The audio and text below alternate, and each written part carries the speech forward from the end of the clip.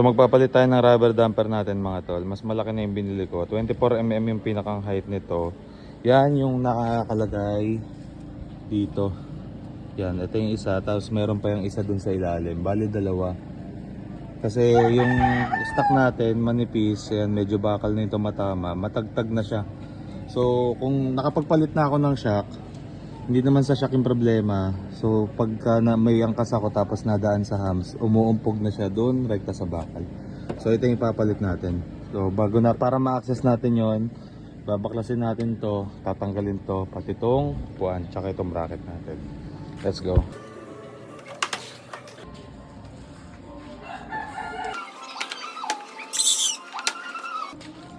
So bale ito siya mga tol. So yung stock natin, meron na lang nakapalaman dyan, pero bakal na kasi yung umuuntog. Tapos yung isa doon sa ilalim, nakikita ninyo. Ayan. So bali may access na tayo mga tol. Ito lang, tanggalin lang natin tong bolt na to, tapos iaangat lang ito mamaya. Kasi babagsak yan eh. Pati yung sa kabila, kung hindi na kailangan tanggalin yan. Tapos ito yung papalitan natin.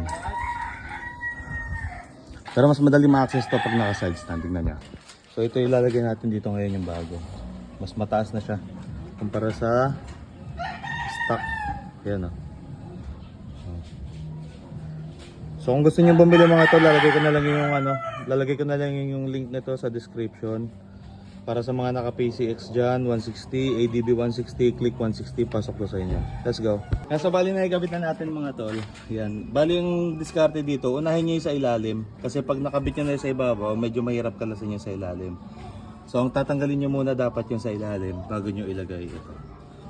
So hanggang dyan yung link sa description mga tol. I-click nyo na lang kung gusto nyong magpalit na or kailangan ng palitan yung rubber damper ng mga PCX, ADB or ng click 160 ninyo. Let's go!